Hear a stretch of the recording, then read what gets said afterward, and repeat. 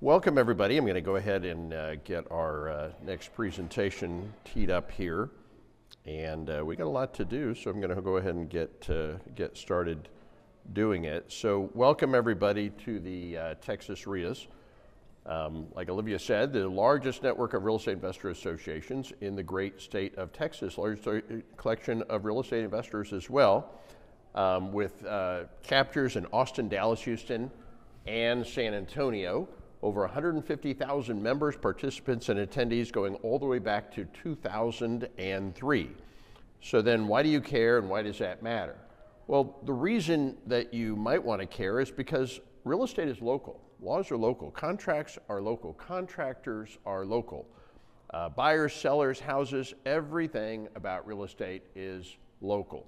There's 30,000 YouTube videos that talk about how to invest in real estate. They all talk about how to do it anywhere. Well, how to do it anywhere is how to do it at 30,000 feet. But real estate is not bought and sold at 30,000 feet. Real estate is bought and sold at 0 feet. So if you want to know what laws apply here, and which neighborhoods to invest in here, and which contracts to use here, and where do you get the deals and the money here, where do you find all that out? And the answer is you find that at your local real estate investor association. And that's why they say if you have even the very slightest interest in real estate, the very, very first thing to do is to go join your local real estate investor association.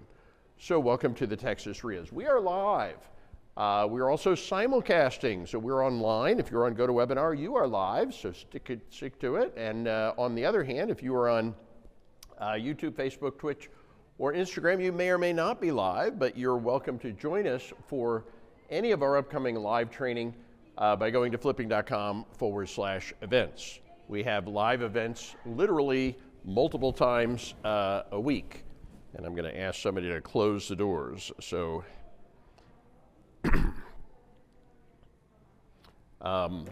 get the noise down a little bit. So welcome to the Texas REIAs. I'm going to start this conversation. Can you close those doors over there, Olivia? Okay, I'm going to start the conversation by answering a question a lot of people ask when they get started investing in real estate. And that's where to start. Because there's so many ways that you can actually do this. So for example, we do both residential and we do commercial. We do both active and we do passive. I love them all. They're all great. You know, the question is which one is right for you? What's the best thing for you to do based on your circumstance to get started investing in real estate? Well, I would say it really depends on you and your circumstance. So for example, if you tell me, I'm here because I want to quit my job, replace my income, supplement my income, create a side hustle, I want to make an extra 6 figures. I want to make an extra $100,000 in the next 12 months. If that's why you're here, I'm going to say, great, you should be flipping houses. There's many ways to do it. Many of them, most of them, require little or no money, no credit. We're going to learn about those. And it's the best way to make money, replace your job or not replace your job, just supplement your income, create a side hustle. It's the best way of just generating income quickly. Now, if you say, but that's not why I'm here. What I'm really here to do is I want to build my wealth. I'm good with my job, I'm good with my income, but my major goal is my wealth. I want to be wealthier when I retire. If that's why you're here, I'm going to say, great, you should be buying rental properties. I'm a huge proponent of buying rental properties. I've been buying rental properties for 21 years here in Austin, and I love rental properties. I've been doing it for, like I said, 21 years. Now, when I started buying rental properties, let me ask you guys a question. Just do a little poll of the audience, and I'm going to ask your opinion. And opinions cannot be right or wrong. So I want everybody to participate. You can't be wrong, so you shouldn't be afraid to participate. What do you think about the market right now, everybody? You think the houses are kind of cheap, or do you think houses are kind of expensive? What do you think? Who thinks houses are kind of expensive right now? Who thinks houses are kind of expensive right now? Who thinks houses are cheap right now? Who thinks houses are cheap right now? Okay, I'm not getting 100% participation. Ma'am, do you think they're expensive or cheap? You think they're expensive? Expensive or cheap? You think they're expensive. Okay, most of you thought it was expensive. Okay, so that's your opinion. That's fine. That's no problem with that. My opinion is that houses are dirt freaking cheap. I'm frankly astounded. I was looking at the MLS the other day at house prices. I just can't believe they're practically giving these houses away at these ridiculous cheap prices. That's my opinion. Now, but I don't want you to listen to me. Don't believe me. I want you to ask somebody that I know that you trust and that you believe.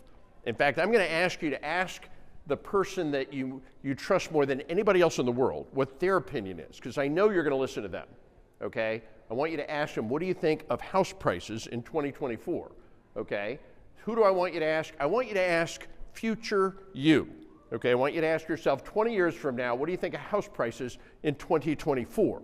And you know what future you is going to tell you?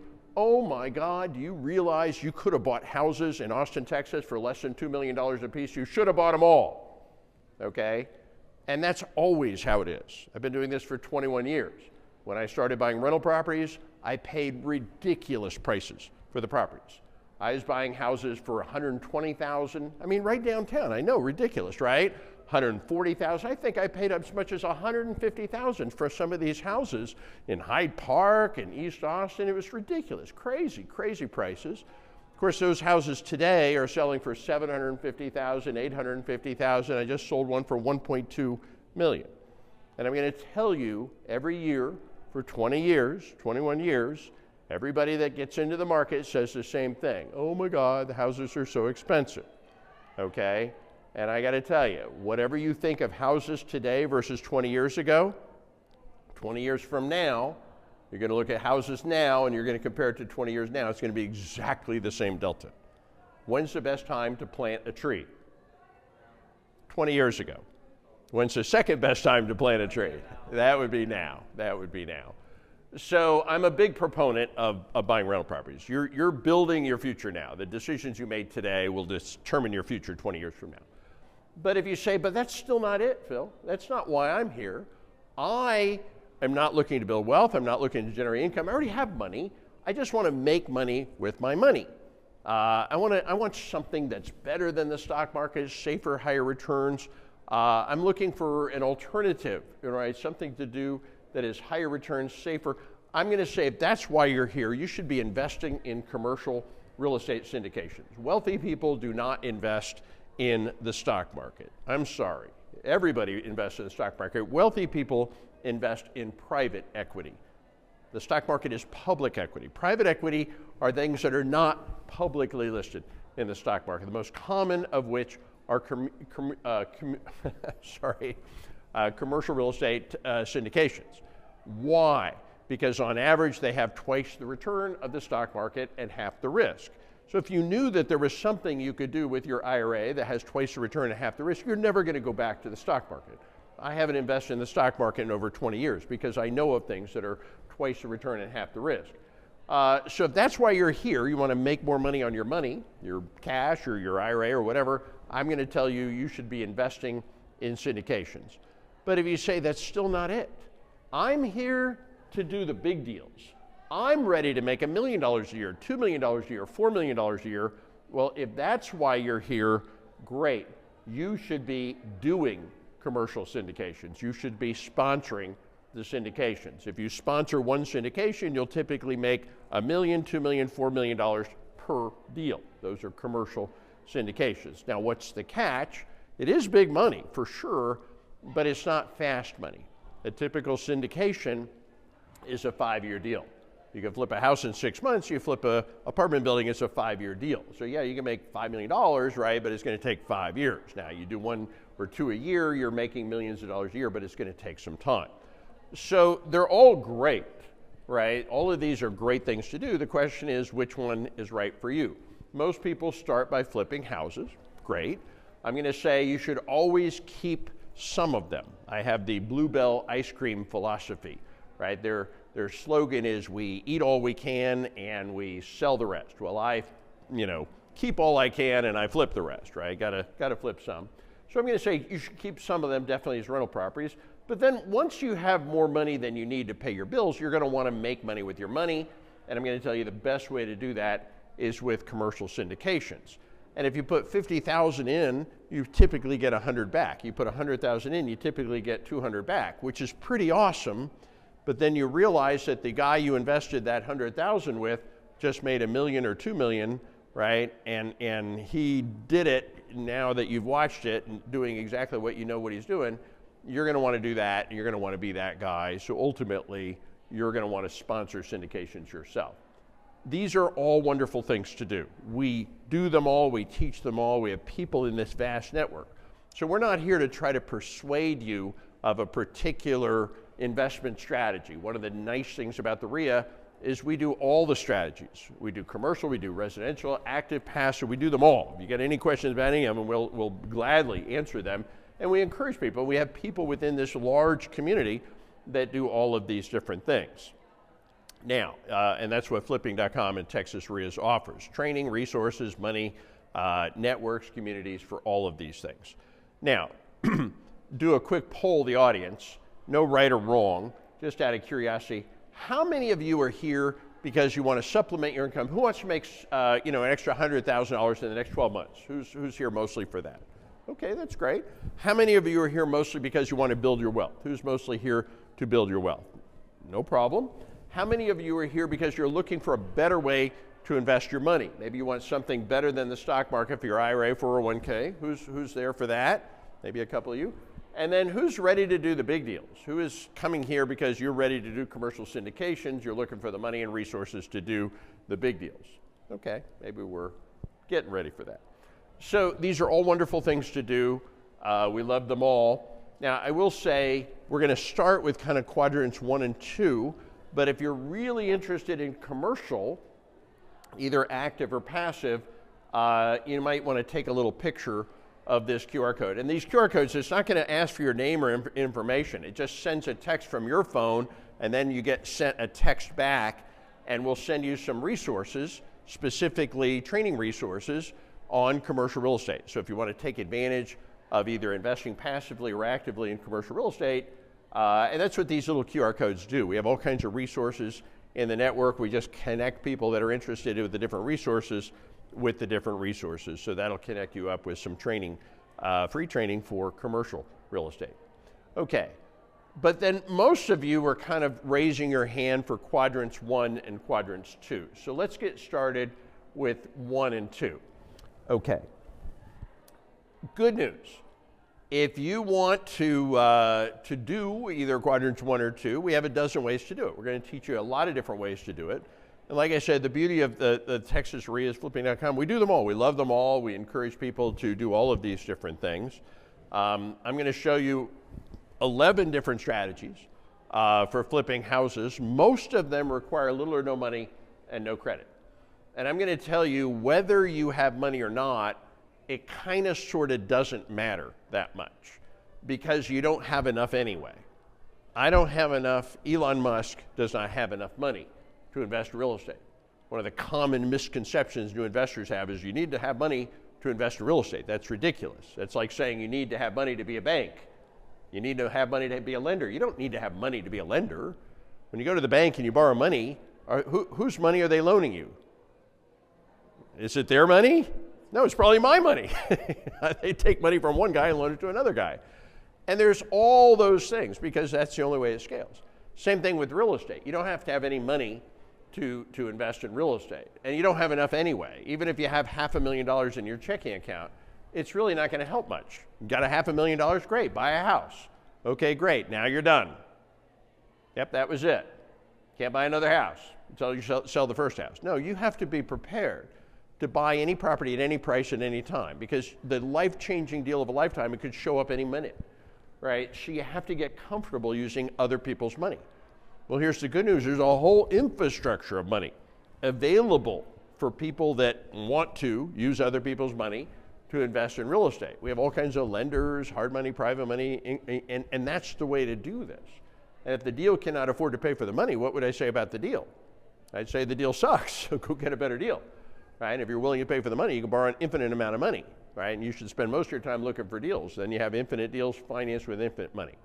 So we're going to show you a dozen different ways to flip houses. We're also going to show you some really cool tricks for holding properties. We have some proprietary tools that don't exist anywhere else on the planet. Texas REIAs has been studying Texas real estate for over 20 years. We have animated heat maps, right, where we can drill down to the street level in all the major cities in Texas and show you on a street-by-street basis exactly which streets you should buy and hold on and which streets you should absolutely not buy and hold on, right? That's the kind of information that can be a complete game changer over time when you understand how that works. So, hi everybody, I'm Phil Grove. You saw that introduction of me earlier. I've been a real estate investor for 21 years, negotiate over 1,200 deals, own about $30 million worth of houses, mostly free and clear, mostly here in Austin. Like I said, I paid ridiculous amounts of money, and then what happened? They doubled in value and doubled again, and some of them doubled another time, made a lot of money and taught a lot of people.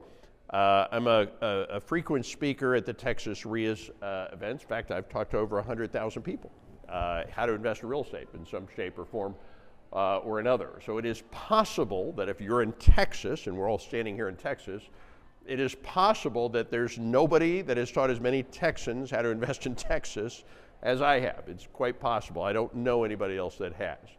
Done a lot of deals. These are some of the deals that I've done. I don't have time to go through them all. But I flip up to a house a week in some shape, form, variety, or another. And what that does is it creates money in big chunks. Now that sounds cool, right? Money in big chunks. I'm not here to sound cool. I'm here to teach you. How does this work? The way this business works is as follows. We do things to get people with problems to call us. What kind of problems? They have a house they want to sell, a mortgage they can't afford. Problems to entrepreneurs are what? Opportunities, great. Big problems are what? Big opportunities, exactly. So you got to change your thinking. If you're thinking, I don't want any problems, you're thinking, I don't want to be an entrepreneur. Every entrepreneur has in common something with all other entrepreneurs. Entrepreneurs help the world by solving the world's problems, right? You want to make a lot of money, go solve a complicated problem a lot of people have, and people will pay you a lot to do that. So we are real estate entrepreneurs, and we solve real estate problems. That's how you make money as a real estate investor. So let me give you some examples. I found somebody facing foreclosure, huge problem, big problem. His life was about to be destroyed.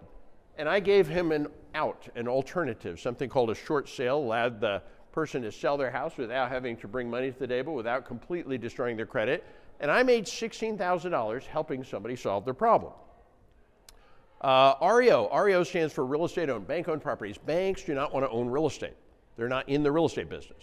So I took it off the bank's hands, I flipped it, and I made $36,000. Guy had a legal problem, had to sell a house by Friday. A realtor cannot sell your house by Friday. I can sell somebody's house by Friday, wholesaled it, made $5,000. Got a property subject to by specialty, flipped it, no money, no credit, flipped it, made $68,000, $5,600 from an assignment, $6,000 from a mortgage assignment, $10,000 from a wholesale, $2,800 from a small referral, $12,400 for another referral. The way this business works is as follows. We do things to find people with problems, and here's the really beautiful part: for every situation that exists, for every problem that exists, for every homeowner that exists, for every home that exists, we have a strategy, a solution that helps them, is about helping people, solves their problem, gets us paid. Sometimes we get singles, sometimes we get doubles, sometimes we get home runs. Sometimes I work on a lead, a deal, an opportunity, a problem for 6 months, and after 6 months I make $5,000. And I'm like, oh man, 6 months, $5,000. I could have made more money working at Walmart. Thank goodness I'm not working on just one lead at a time. Sometimes my phone rings and that phone call makes me $55,000 in 48 hours. And I'm like, oh man, I wish every time my phone rang I made $55,000 in 48 hours. But that's not how it works either. It's maybe 1 out of 100 phone calls. So the question is, how often do you get 100 phone calls? Well, that depends on you. You have control over that. It depends on how many deals you look at. Do you get 100 phone calls every week? Do you get 100 phone calls every month? Or do you get 100 phone calls every year? Well, that depends on you. It depends on how many deals you even look at. So, sometimes you get singles, sometimes you get doubles, sometimes you get home runs. There's 2 essential skills. You have to learn to be a real estate investor. I'm going to teach you these 2 skills right now. The first and foremost skill is marketing. Marketing is finding the deal, generating a lead. A lead is what? Nothing more than the name and number of somebody that might want to sell real estate. The whole lifeblood of this business is just getting as many different leads as possible. The lead is just the name and number of somebody that might want to sell real estate. That's all a lead is. Okay, the next skill we're going to learn is strategy. Strategy is how you solve their problem. It's doing the deal. The reason somebody is calling you or talking to you is they want something, a solution to their problem. Okay, your strategy is the solution to the problem. Your offer on their property. And there's many different types of offers that solve many different types of problems. So these are the two skills we have to learn, okay? Marketing and strategy, finding deals, doing deals, finding problems, solving problems. So we're going to show you 65 different methods of finding off-market, because we prefer to buy off-market, discounted, wholesale real estate. We're going to show you a dozen different strategies that will help people solve their needs, solve their problem, get you paid. And by the way, over half of the marketing methods are completely free. And in fact, 9 of the 12 investing strategies are actually no money and no credit strategies. Because whether you have money or not, you don't have enough. If you really want to do an infinite number of deals, you have to do it in a scalable way. So you have to learn to do it with other people's money, or you have to learn how to do it with no money, whether you have money or not. So marketing and strategy, finding deals, doing deals, finding problems, solving problems. Let us get started with the marketing. Actually, first I'm going to tell you a story. This was the very first house that I flipped. And it was literally about a rock throw from here. Bought this thing on December 15th, 2003. But I'll tell you a little story on December 14th, 2003. I was scared to death. I was actually being coached and mentored by the 2 guys who ran the Real Estate Investor Association back then. And I called them both on the phone on December 14, 2003. I'm scared. I don't want to lose any money. Are you guys sure this is going to work? Yeah, it took 2 seasoned, experienced real estate investors pulling me, kicking and screaming over the starting blocks to get me to do that very first deal. So if you're scared, I get it, I can relate, and I can help. But I had one other thing that was also motivating me to take action at that time in my life. I was in a job I no longer loved, and I was in a career that I no longer loved. And I'm going to tell you, if you're spending your time doing something you don't love doing, you need to do something different with your life plan. And that's exactly where I was. I just needed a different life. And I got to tell you, you get one life, okay? And it just races by. My wife and I recently had a baby boy. And this last weekend, I noticed there was a 15-year-old running around in my house who's now taller than I am. And he's asking for a car. And I'm like, what happened? I had a baby, and now I got somebody asking me for a car, and he's bigger than me. I mean, I remember feeding him a couple of times, but I mean, it's like, what happened? What, this 15 years just whipped by, right? And that's how life is. And I got to tell you, if you're not on a trajectory to getting the life that you want, if you're not reaching your God-given potential, then like maybe now would be a good time to change your trajectory. Almost 80% of the millionaires in this country got there all or in part through investing in real estate. You know that, right? Let me translate that for you. It's really, really hard to become a millionaire not investing in real estate, but you can't be all hat on no cattle. You do have to raise yourself up and take action. And that's where I was on December 15, 2003. I just wanted a different life. So let me tell you a little bit about that very first deal. And I'm going to spend a moment on this because your first deal is your most important deal. It's kind of like your first kiss, right? Everybody remembers their first kiss, life-changing experience. Everybody remembers their first deal, life-changing experience. I'll tell you about mine. It took me 6 months to find my first deal. I was actually kind of a slow starter. I got it under contract with the contract I got right here at the REIA. Bought it using OPM, other people's money, private money lender. We have over 1,000 private money lenders in this network. Faster, better, cheaper than hard money and any other kind of money. Got a contractor right here in the REIA to fix it for me. Got a realtor right here at the REIA to sell it for me. Got a title company attorney right here at the REIA to close it for me. And I went to that very first closing and picked up that very first check for $15,384.26. So you know, when they handed me that check, it was like you unscrewed the cap, popped out the old brain, popped in the new brain. Because right up until the moment that they handed me that check, I was a real estate investor based on theory, and I wasn't even sure I believed the theory. I don't know this, I'm not sure about that, but the second they handed me that check, like a switch flipping, I became a real estate investor based on experience. You see, I didn't know anything different except I knew it actually worked. And what I realized when they handed me that check is if I did this and this and this again, I get another check. Worked the first time.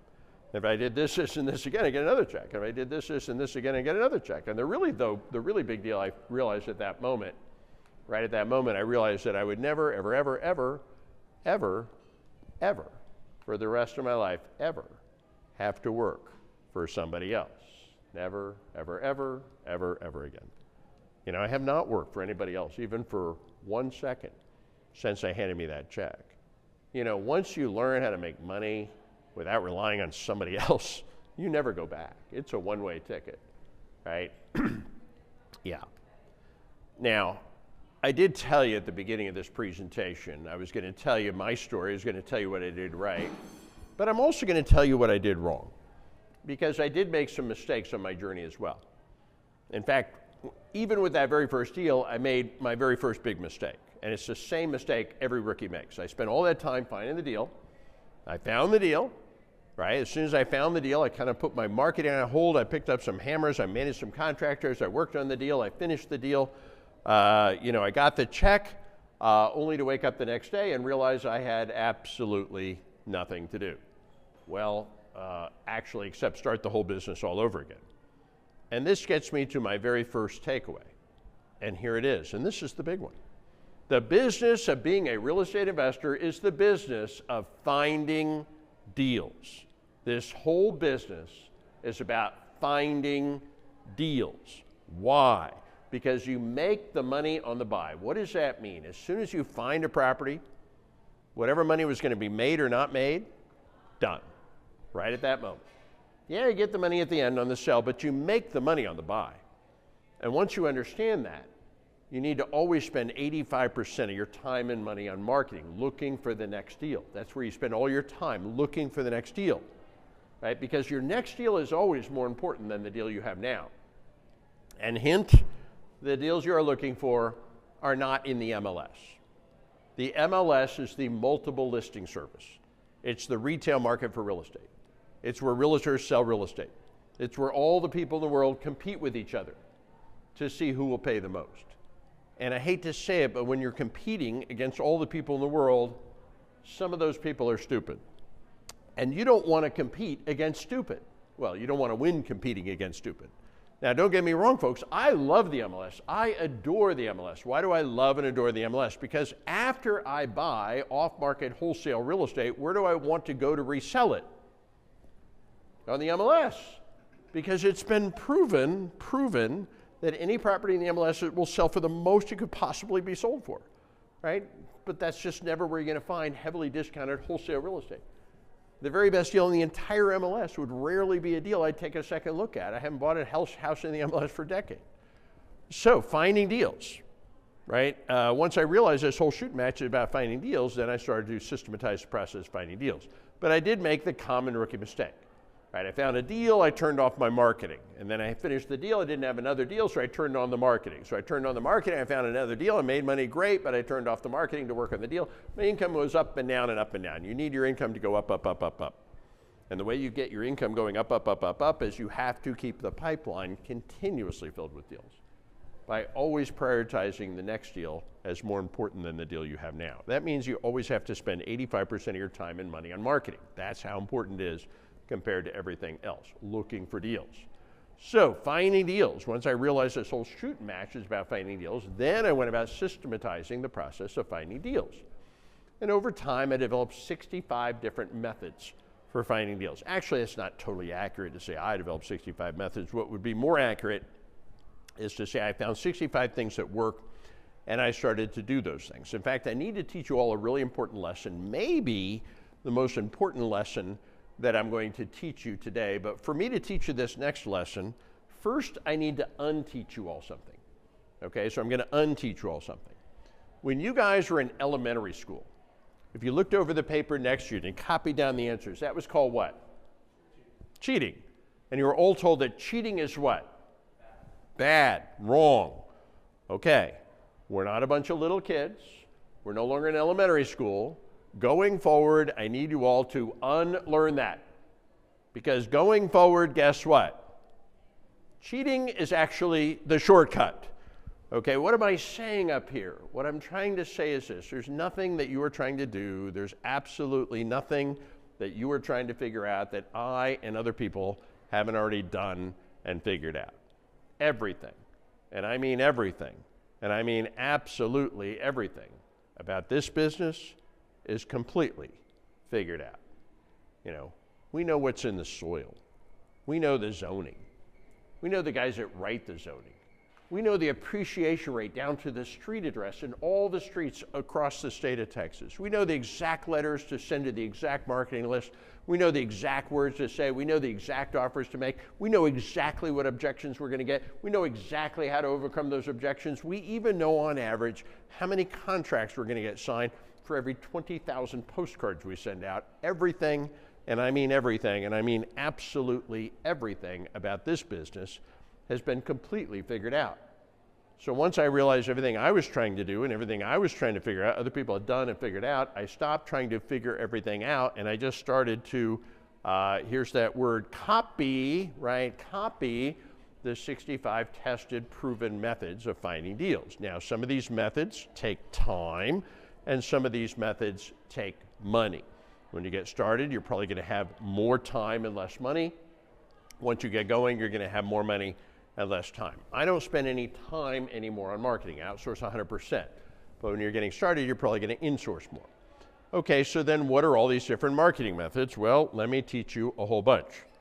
The first set of strategies has to do with direct mail. Direct mail or direct marketing lists. You can buy lists of motivated sellers. And then what do you do with the list? You can send them letters and postcards, or you can call them on the phone, or you can send them a text message, or you can have a voicemail dropped into their voicemail box automatically. You can knock on their door, or you can do what I do, and you can have an AI-powered chatbot chat with them and negotiate and schedule appointments with those that want to talk to you, because I don't have time to call 10,000 people myself. Or you can do a combination of those things, and that would be called a multi-touch campaign. So what are some of the popular lists?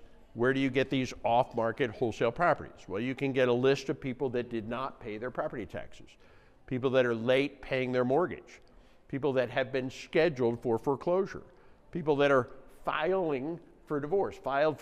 Two people were combining their income to pay a mortgage. Now one of them's gone. Well, the one that's left is probably having trouble paying the mortgage by themselves.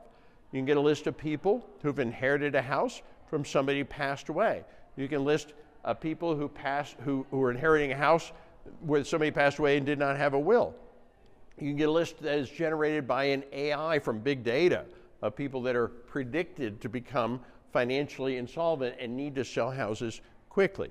You can get a list of people that just got dismissed from bankruptcy, certainly a lot of financial distress there. You can get a non-owner occupied list. This is a list of people that own a house where they don't live in the house they own. Well, technically, those are landlords. And a lot of them are actually, not expected to be landlords. In other words, accidental landlords. They couldn't sell a house, so they rented it out. Or they let an ex-spouse or family member or friend stay in a house. Or they inherited a house with a tenant. They don't really know how to be a landlord. They don't really want to be a landlord. Eventually, they become motivated sellers. You can get a list of people who rent to people on public assistance. You can get a code enforcement list. Do you know the city is already driving around issuing citations for abandoned houses, hoarder houses, deferred maintenance houses? Do you know you can get the city to give you a list of every problem house in the city? You can even get an expired listing list. This is a list of people that hired a realtor, tried for a long time to sell their house, and it didn't sell. What do we know about these people? We know 100% of these people would like to sell their house, probably now more than ever, but they probably need solutions that realtors don't offer. Well, hello, that's what investors do offer. Did you have a question for me? The what? Where do you get the list? You get them from a list broker. One of the premier list brokers for this organization, Texas REIAs, for example, is flippingpro.com. But there are companies like that provide lists to real estate investors in Texas. So if you were here earlier, we had little QR codes popping up that showed you, we have literally 250 different vendors that pay for all of this, that provide resources, money, list, training, everything you need to be a real estate investor. Okay, what are some of the other marketing methods? You got a website, you can get leads on the internet, bandit signs, little plastic signs say we buy houses. Why do you see them on the road? Because they actually work. Online ads work. Email autoresponders. Magnetic signs. There's a little sign on the side of your car. You put a sign on the side of your car once, you get leads for the rest of your life just driving around. Door hangers. You don't want to pay postage? For 10 cents a door, you could have your door hanger or your door flyer put on every door in a house, in a neighborhood. Here's one that's pretty much free, driving for dollars. Sometimes I'm just driving around and I see a tarp on a roof. You know, they might as well be waving a big red flag. Desperate motivated seller, please buy my house. I mean, think about this. Somebody's most valuable asset, a house, has a serious problem, okay, a leak, and their solution was to do what? To go buy a $5 tarp at Home Depot. How come they didn't just fix the roof? No money. Same guy's not fixing the roof, not paying his taxes, not paying his insurance, not paying his mortgage. Sooner or later, an investor is going to pick up that deal. Okay, what are some of the other marketing methods? Oh, wait. We interrupt this program for a special announcement. Yeah, you know, I said earlier that Texas REIAs provides resources for Texas real estate investors. What kind of resources? Market updates. We're about to do a market update. We have 250 vendors. We got money, deals, marketing resources, you name it. And another resource that the Texas REIAs provides to the membership is training. So I'm going to mention this because we have some training coming up. And this is kind of a big deal because we're about to have a new year. And every time we have a new year, most people have a New Year's resolution. And the most popular New Year's resolution is, well, there's two, right? You know, lose weight, make more money. I can't help you lose weight, but I can help you make more money. And what we've got coming up is some workshops. These are world-class workshops. Texans teaching Texans how to invest in Texas using strategies that work here. Okay, and we've taught literally thousands and thousands of Texans. Some of the most experienced and successful investors in Texas got started at this workshop. And here's the really beautiful thing. Not only is it world-class training, the training is also free because we want all of the members to be educated and participatory. Now, just because it's free doesn't mean it's not world-class, or it's actually paid for by your vendors. So we have 250 vendors that are paying for your chairs right now, your food over there, and your training to be part of this community. So at the workshop, it is practical, actionable, detailed, step-by-step training. We're going to go through all 12 strategies that are used in Texas to invest in real estate, all 65 marketing methods to find off-market wholesale deals. And we're even going to teach you 10 different closes. What are the closes? Closes are literally the exact words you say to get a property under contract. So I'll give you an example. You've heard of Jack and the Magic Beanstalk, right? So Jack had magic beans. We have magic closes. These are magic words. I'll give you an example. Recently, I said some magic words to a woman here in Texas. She owned this beautiful house, and I met her and I said some magic words to her, and after I said these magic words, she gave me her house. A beautiful house. She just gave it to me, handed me the keys, gave me the deed, said thank you for taking this house. I didn't have to give her any money at all, not a penny, right? Beautiful house, nothing wrong. The house is actually in perfect condition, ready to go, and she just gave it to me and said thank you for taking this house because of these magic words. So who's feeling a little skeptical right now? Raise your hand if you're feeling a little skeptical right now. Who's not feeling skeptical right now? Seriously, you believe that? Holy cow, I can't believe it. Did you believe that? No, you didn't believe that. How about you? No. Ma'am, what about you? Yes, no, not really, no. How about you? Did you believe that? No. Yeah, it's pretty ridiculous, right? I do expect you to be skeptical. So if you're feeling a little skeptical, great. Remain skeptical. I'm baiting you on purpose. I want you to be skeptical, so please remain skeptical, okay? Because the more skeptical that you are right now, the more amazed you're going to be in a few minutes when I actually demonstrate how this actually works. But those are the magic closes. You're going to learn how to partner. Great way to get started. You don't have to partner, but it's a great way to get started. And the reason partnering is such a great thing to do when you're getting started is because you can leverage other people's experience. And I got to tell you, all the new people always say the same thing. Well, that doesn't make any sense. Why would a multimillionaire real estate investor want to partner with me if I'm just a rookie? Well, I'm going to give you all a piece of advice. This is just a fact of life. If you ever want to do business with somebody operating at a higher business stature than you, how do you do that? You're going to have to help them before they're going to help you. You have to give before you get. So what could you possibly do to get a multimillionaire real estate investor to want to help you? Bring them a money-making deal, which is exactly what they want, right? And if you do that, you can get people to partner. That's a great part of being part of this network. Get access to funding. We have over 1,000 private money lenders in this network. Private money is faster, cheaper, better than hard money or any other kind of money. It gives you a competitive advantage. This is experiential learning at its very best. So we do this live and in person, and I recommend that you get it live and in person, or you can also attend online because we simulcast on Zoom online. It's a 3-day workshop, Friday, Saturday, and Sunday. And the reason I'm mentioning it is because we have a special tour going on to get people started for the new year. A limited three-city tour in Dallas, in Houston, and in Austin. So the one in Austin is coming up in just a few weeks. And then in January, we got Dallas and Houston. So we'll hand out a little form if you'd like to get registered. You're more than welcome to come to this world-class training, and you can even attend for free. So great way to start your new year. So, and for you guys online, we'll post the form online for you. But let's get back to the marketing. Other marketing methods, letters of intent. What is a letter of intent? A letter of intent is an offer. So the question is, who should you send an offer to? And the answer is everybody. Everybody. So I'm going to give you all your first homework assignment. On Monday, no, how about tomorrow? Tomorrow, I want each and every one of you to send 300 people an offer in their house. Yeah, I'm not kidding. You see, here's how investors think. Ready, fire, aim. You always make the offer and then you negotiate. You make the offer and then you look for the money. You make the offer and then you do your due diligence. You make the money, you make the offer, and then, and only then, do you think about it. You should make everybody an offer. Why not? Do you know that here in Texas, every time you simply make somebody an offer, you know you get 4 different options?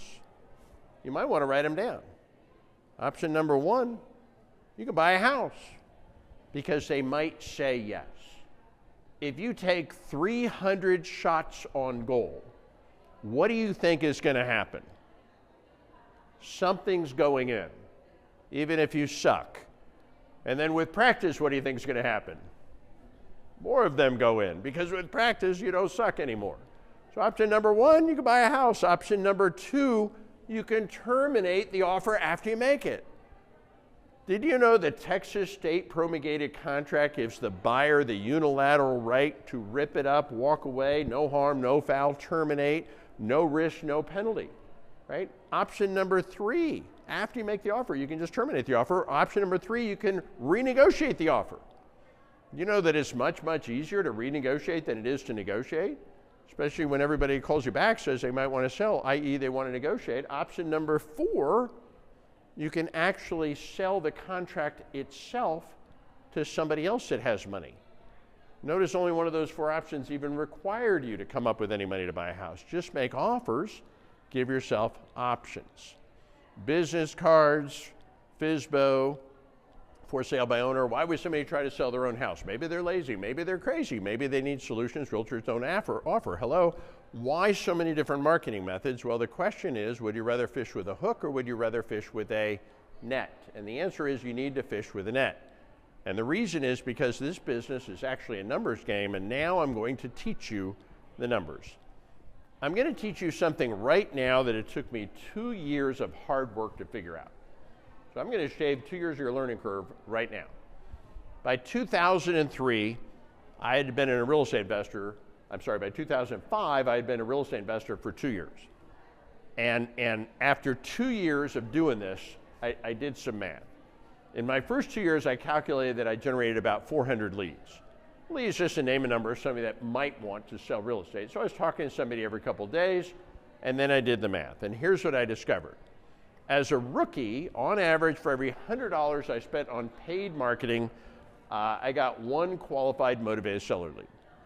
As a rookie, on average, for every 3 hours I spent on personal marketing, things like driving for dollars, I got 1 qualified motivated seller lead.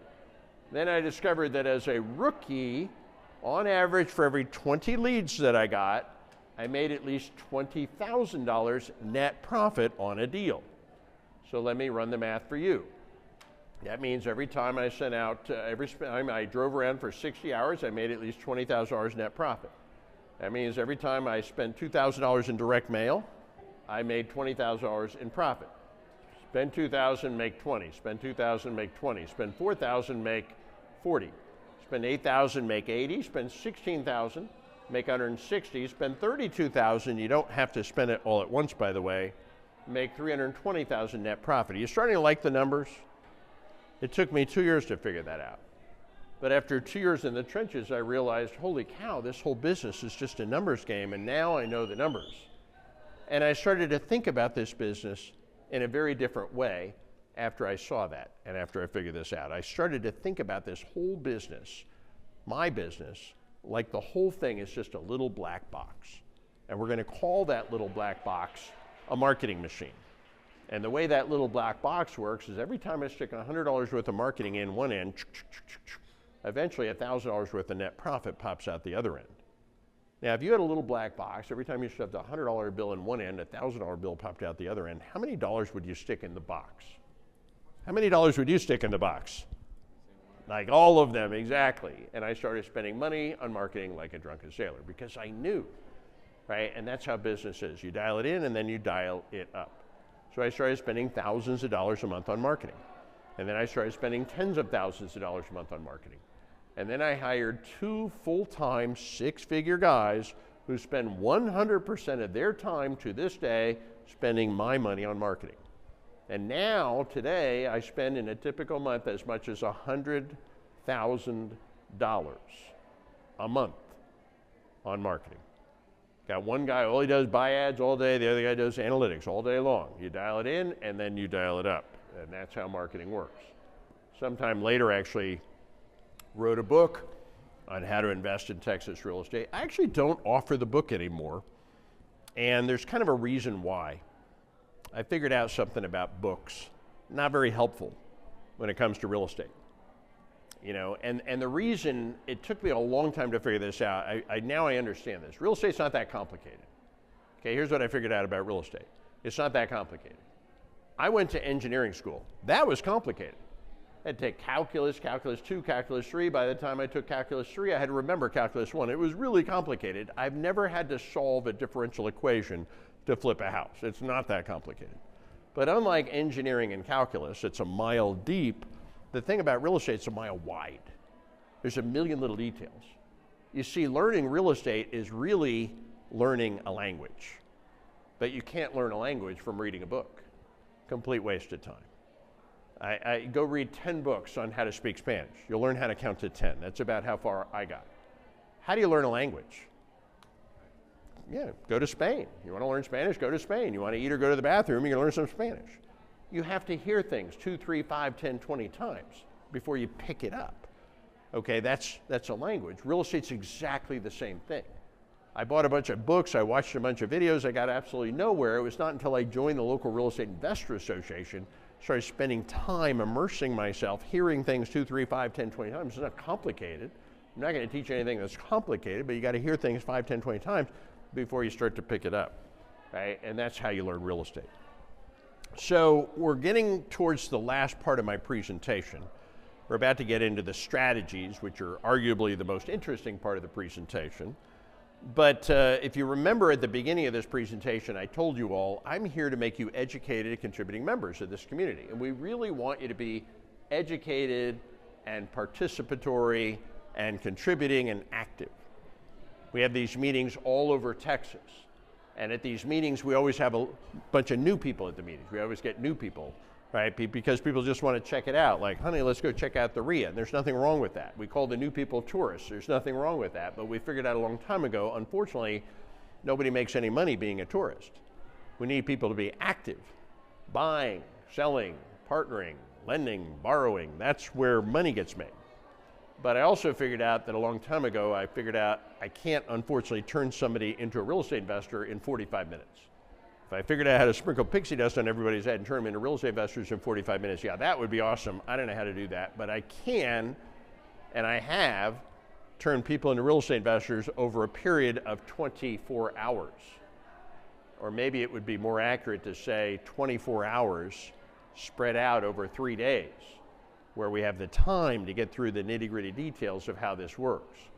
And this is why the Texas REIAs and Flipping.com sponsors the Texas Real Estate Investing Workshop. Practical, actionable, detailed Texans teaching Texans how to invest in Texas using strategies that work here. I teach this myself. I'm very passionate about it. I love teaching this. I like bringing people behind the curtain and showing them this parallel universe that can change people's lives. You're going to learn all 12 strategies. You need to know them all. You're going to learn all of the different marketing methods to find the off-market deals. You're going to learn all the magic closes. We're going to demonstrate that. How to partner, great way to get started. How to access funding. We have over 1,000 private money lenders. Thousands of the most successful investors in the state of Texas got started at this workshop. The real deal, Texans teaching Texans how to invest in Texas using strategies that work here. So we've got a 3-city tour coming up. We're doing it live and in person, and we're also going to be simulcasting on Zoom. So some of the stuff we're going to talk about, exactly where to buy and hold and exactly where to fix and flip. If you don't know that and you're buying rental properties, you're buying the wrong rental properties. We're going to talk about how to get off-market deals from outsourcing. That's how I do it. We're going to talk about how to get paid offering free house remodels.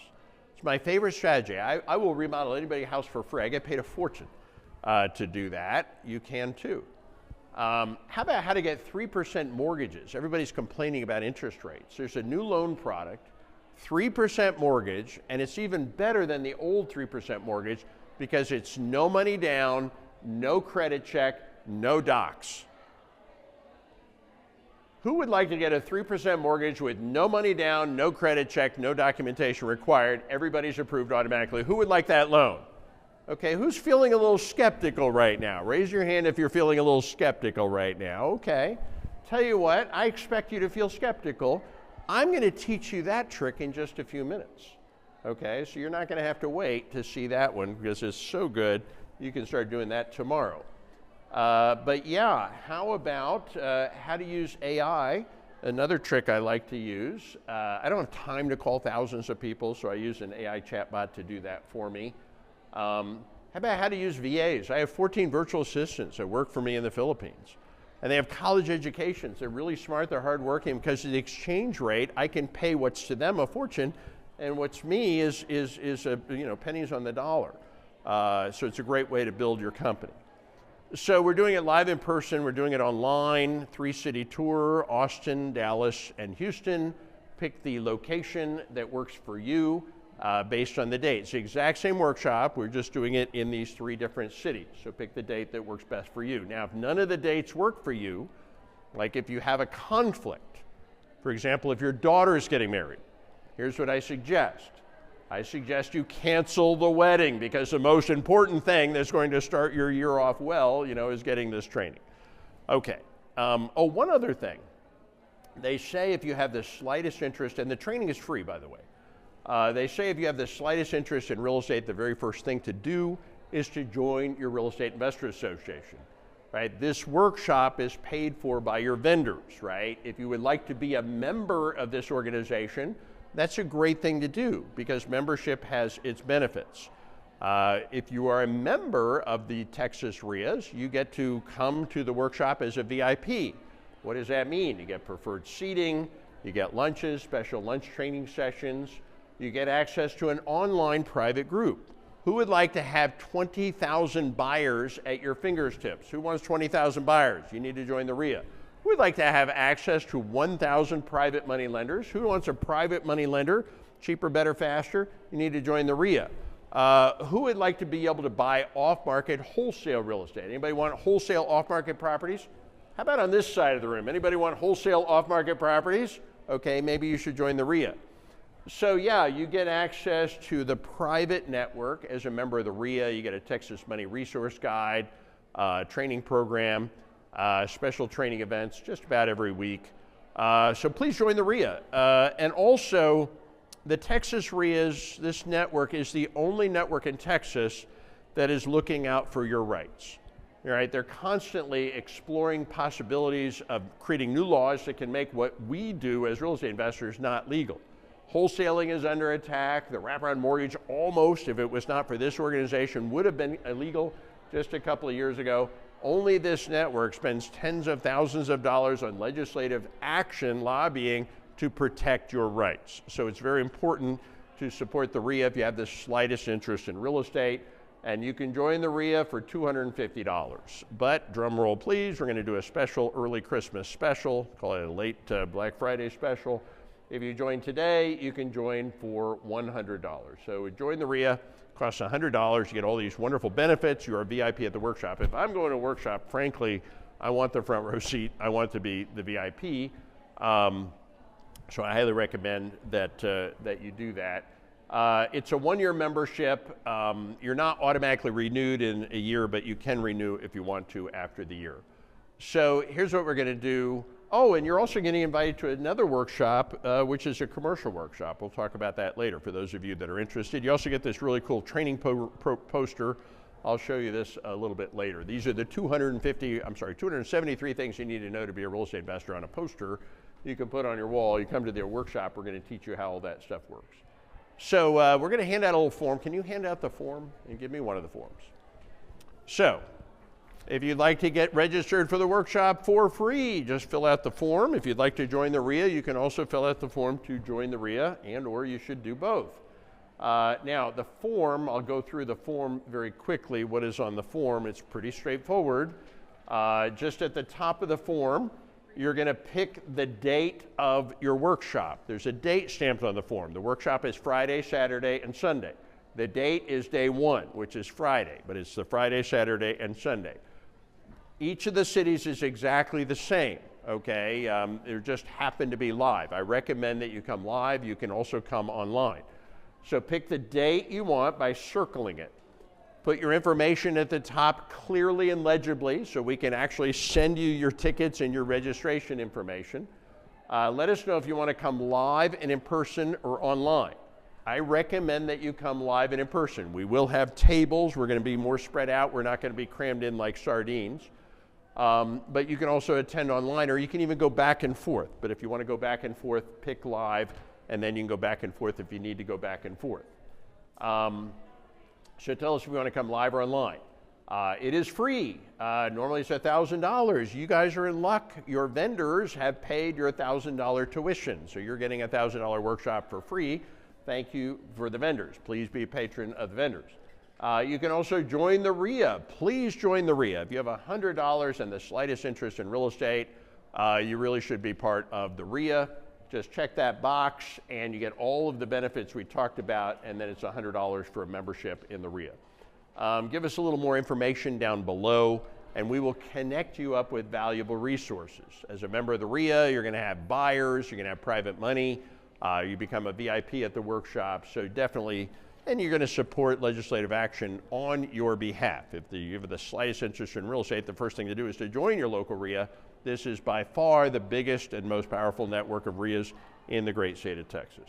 So just pick your date and location, and we'll collect the forms in a little while. So hold on to the forms, we'll collect it, or just hand the form out at the desk on the way out. They're going to rip the cover off, they're going to give you a receipt, they're going to give you some tickets and a little packet, and if you join the REIA, you get a poster and your VIP tickets as well. So join the REIA. Okay, so getting back to the training, we talked about the marketing, check. Now we're going to get into the strategies.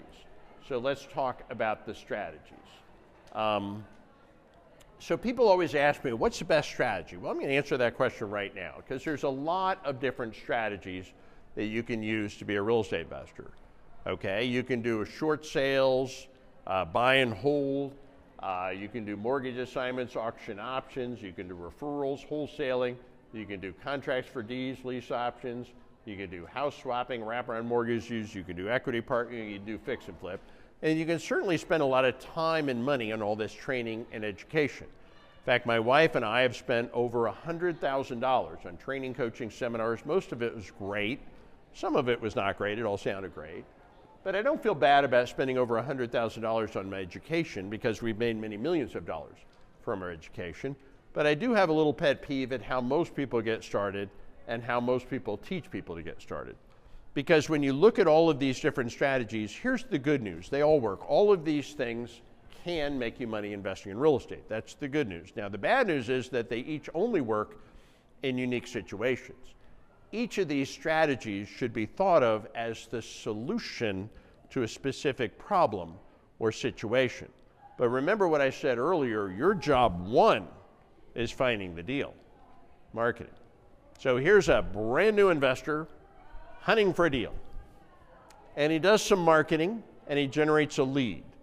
What is a lead? A lead is the name and number of somebody that might want to sell real estate. Well, if this guy had gotten the right training, he would have learned how to help that seller solve their problem using a strategy called a wraparound mortgage. That is the solution to that seller's problem, but that's not the training he got.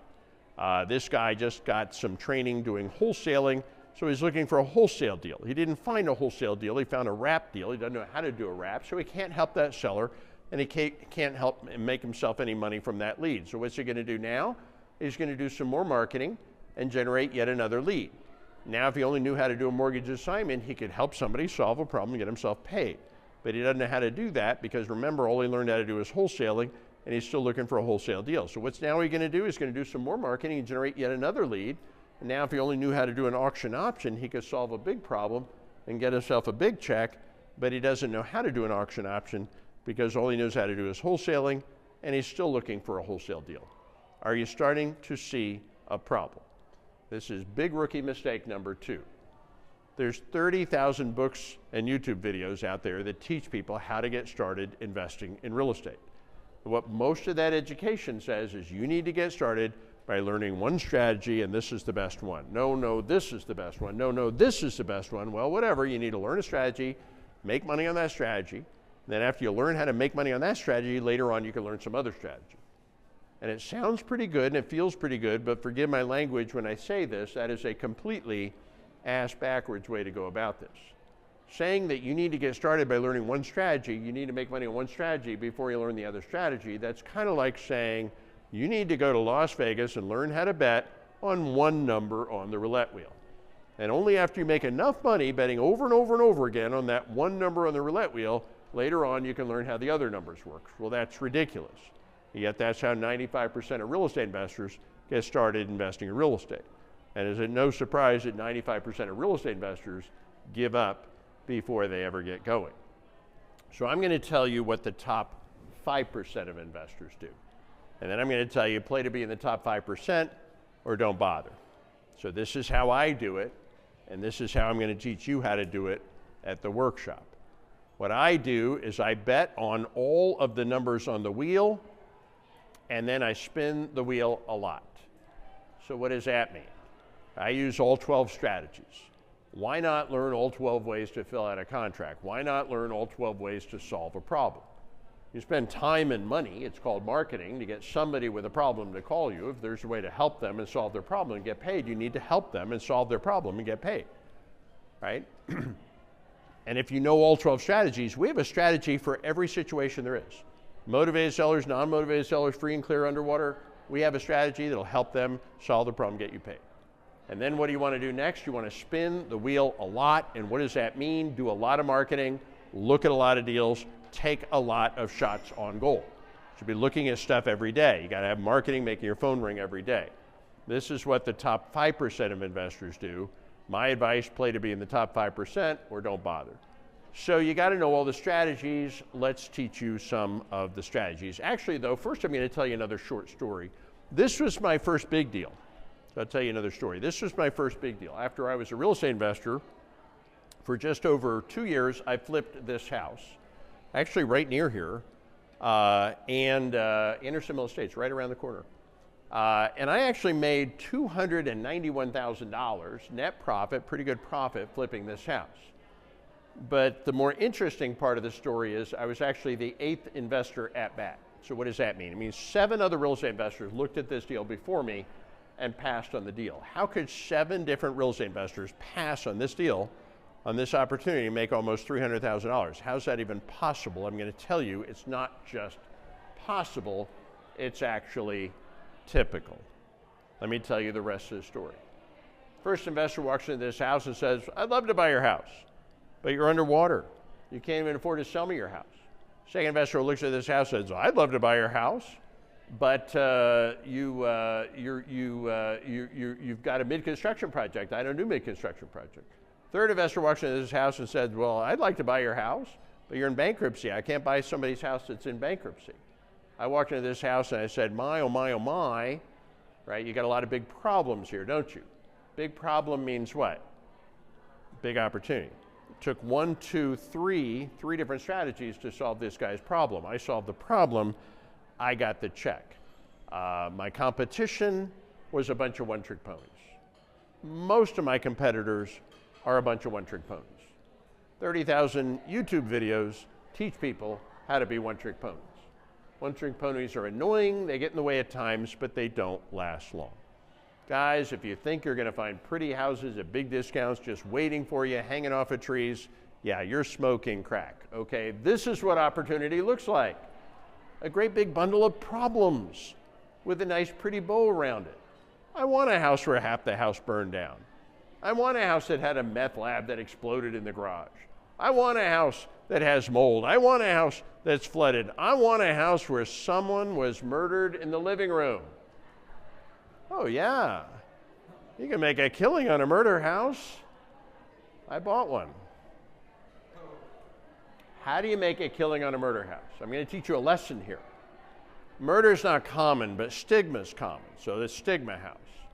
What do you think it costs to buy a murder house? Anybody want to guess?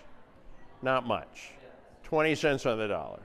You know what everybody says when they look at that house? They point at the house and they say, that's a murder house. And a year later, everybody going by that house, you know what they do? They point back at that house, say, man, something bad happened in that house. A few years later, they're going by that house, they're kind of looking around, they're like, you know, somewhere around here, something happened. And about 5 years later, they look at that house and what do they say? Nice house, how much? Stigmas go away. I bought a house on South Congress for $180. It's now worth $480. What did I do to it? I didn't do anything. I just rented it out to a guy that didn't mind living in a murder house, right? I gave him a good deal. And then I just waited. But the point is, it's thinking differently, right? Stigmas go away. Somebody gets shot in a bar, it's a crime scene. A few years later, it's a tourist attraction. And there's all kinds of problems in real estate. And these problems are opportunities, right? So you have to change your thinking. We help the world by finding people with problems. That person that had the murder house, they were thrilled if somebody bought their murder house, right? I helped them, and then I waited until the stigma went out. I helped somebody buy it when the stigma was gone. So problems are opportunities. So I'll tell you another story. One of my students recently bought one of those $150,000 Teslas. He calls it his air car. He paid cash for it. He calls it his air car. Air car. Air car. H-E-I-R, air car. Yeah, somebody died without a will. Do you know 2 out of 3 people don't have a will? Light bulb. But they did have 42 heirs. And everybody said, no way, man, no way, you're going to get 42 people to agree on something, big problem. Well, he rolled up his sleeves. It took a little effort, but he eventually got 42 people to agree that a little bit of something is a whole lot better than a whole lot of nothing. Right, now he's driving around a $150,000 air car. Problems are opportunities. So we just find these problems. They're all over the place. We get those lists, right? And then we give them solutions. There's all kinds of solutions. Every problem has a solution. And if you think that way, the world is full of opportunities. So let me teach you a couple of strategies. I only have time to teach 2, so I'll teach you 2 right now. First strategy I'm going to teach you is wholesaling. It's actually the easiest one to teach. So let me teach you right now. How does wholesaling work? You simply find a property and get it under contract. How much money does it cost to get a property under contract? Nothing. Can we all afford that? Yes, we can. Now, after you get a property under contract, instead of buying the property, you're going to sell or assign the contract to another investor for a fee. How much is the fee? I don't know, $500 to $5,000 for a small deal, $10,000 to $25,000 for an average deal, $25,000 or more for a big deal. And this, my friends, is a no money and no risk strategy. I've discovered it's really hard to lose money when you're not spending or investing money. Turns out 9 of the different strategies we use are all no money strategies. How about that? So let me give you an example, tell you a story. When you come to the workshop, I'm going to teach you all the theory. I just taught you the theory. Theory's good. But then I'm going to tell you the story, because you really learn from case studies, examples, stories. That's how we learn. So I'll give you an example. This is Kimberly. She was sitting in the same chairs you were sitting in. She came to the workshop. She did her first deal. She told me about the deal. So here was the story. Kim's mom was visiting her from out of town. So she's in the car with her mom. And her mom's like, Kim, where are we going? Oh, well, Mom, we're going to get a house under contract. What? Kim, are you crazy? What are you talking about? You just graduated from college. You don't have any money. You don't have any credit. You don't even have a job. What do you mean you're getting a house under contract? Don't worry, Mom, I know what I'm doing. So Kim's mom watched Kim walk into that house and offer the seller $265,000 cash for the house. And he signed a contract. Now, obviously, he was a motivated seller. Obviously, they talked on the phone ahead of time. Kim took that contract and she posted it out to this network. This is why you want to be part of this network. Do you know that we meet every minute of every hour of every day online? Do you know that over the last decade, thousands and thousands and thousands of times people post their questions, their offers, their contracts, their deals, their referrals, their money, their loan, whatever, back and forth on that network? So Kim just posted the deal out to the network, and guess what? Several other members of the network wanted to buy that deal, that contract from Kim. And one of the other members of the REIA offered, negotiated, and paid Kim $17,000 for the contract. So Kim just sold her contract to another member of the REIA for $17,000. So now Kim is a believer. Well, now Kim's mom is a believer. Kim already was a believer, but now Kim's mom is a believer. Now, what would Kim have done with the contract had nobody wanted to buy the contract? What would she done with the contract? Yeah. Terminate. No harm, no foul, no risk, no penalty, but she didn't need to. Okay. So who bought the contract? Another member of the REIA by the name of Tatiana. Let me tell you about Tatiana. I know Tatiana very well. Tatiana paid Kim $17,000 for the contract. It then became Tatiana's contract. Crossed Kim's name out as a buyer, wrote her name, or really her company's name, in. Tatiana then bought the house for $265,000 cash. She had the cash. She kept it for 6 months as a month-to-month rental. After the tenants moved out, she did a renovation, a small addition, and then she sold it after owning it for 12 months. And when she sold it, she made nearly $100,000 of net profit, that she only had to pay long-term capital gains taxes, no income taxes. Do you think Tatiana was pretty happy that Kim found that deal for her? What do you think? Of course, you bet. So let's do a little audience participation here. By a show of hands, just out of curiosity, how many of you, by a show of hands, are cash buyers? Raise your hand if you're a cash buyer. Okay, let me ask you a different question. How much cash do you have to make a cash offer? Zero. Well, then how much cash do you have to be a cash buyer? Zero. You don't have to have any cash to make a cash offer. You don't have to have any cash to be a cash buyer. You just need to know people with cash. So let me ask you guys another question. Does anybody here know somebody that you can call to get a smoking hot deal to buy a property for a big discount for cash? Does anybody know somebody you could call, for example, who? Yeah, so real estate investors. No. Who? Who? Yeah, me! Yeah, you know somebody else too. Yeah, me, what do you think I'm doing over here? Okay. And in fairness, there's hundreds of guys just like me out on that network that would be pleased as punch, right, if you guys got out there, got some properties under contract, and pitched it back to the network. That's why we need you. That's why we want you. That's why we'll even train you. Are you starting to follow how this works? Train you on how to be educated, contributing members of this community. But I can see that I have my work cut out for me. So I'm going to try this again. By a show of hands, how many of you are now cash buyers? Raise your hand if you're a cash buyer. Oh, fantastic. Love talking to a room full of cash buyers. And the network instantly puts people with money, cash, in connection with people with deals. Instantly puts people with deals, right, in connection with people with cash. Welcome to the wholesale marketplace. I said earlier, you're not going to find your deal in the MLS. That's the retail pond. That's the pond with the small fish. You need to fish in the wholesale pond. That's the pond with the big fish. So then where's the wholesale pond? You're sitting in it. A huge network of real estate investors posting stuff back and forth. Welcome to the wholesale marketplace. Okay, one more strategy, and then we'll wrap up this presentation. We've got a couple more presentations for you guys that want to hear them. We're going to do a market update and do a commercial presentation as well. So one more strategy, though, and this is buying properties subject to the mortgage. This is buying and owning real estate even with no money and with no credit. I am a nationally recognized expert at teaching this strategy. I may be the national expert, but I am certainly a well-known national expert that has taught tens of thousands of people how to do this, and now I'm going to teach you how to do this. How to buy real estate even with no money and with no credit. How does it work? How does real estate work? When somebody buys real estate, how does that work? You go to a title company, you sign a stack of documents.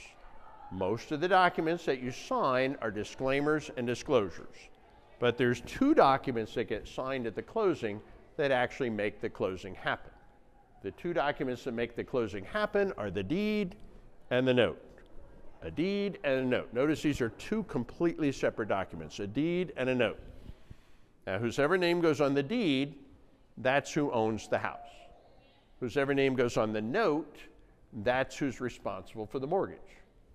Okay, but they're two separate documents. Now, normally it's the same guy that goes on both. The guy buys a house, his name is on the deed, his name is on the note. He owns a house, he's responsible for the mortgage. That's normal.